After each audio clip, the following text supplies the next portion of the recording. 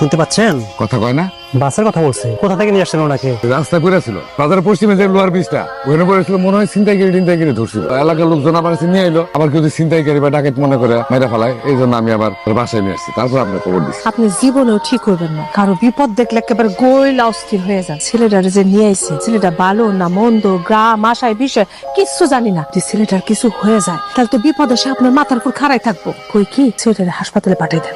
চুপ করো তো, দেখতেছো না ভদ্রলোকের ছেলে কি সুন্দর চেহারা। বাজারে যদি ফালাই থেকে তুলে তো কেউ ছিনতাইকারী বা চুল টাকাত খেয়ে মেরে ফেলাই। বাসায় নিয়ে আসলাম, একটু চিকিৎসা করি, তারপরে তো ঠিক আছে। কি করেন ডাক্তার সাহেব? আপনি তো একটা কথাই বইলা যাইতেছেন। আপনি ঘরে একটা যুবতী মাইয়া আছে না, যুবক ছেলেটারে নিয়ে আসতেছে। ইনসামা নাকি ভালো, একেবারে বিপদ দেখলে অস্থির সব ভুলে যায়। অজ্ঞান পার্টিরা যে কেমিক্যাল ব্যবহার করে তাতে অনেকে অন্ধ হয়ে যায়, মেমোরি লস হয়ে যায়। কিন্তু উনি আলহামদুলিল্লাহ ভালো আছেন। ওনার শুধু স্মৃতিশক্তিটা নাই, উনি কিছু মনে করতে পারতেছেন না।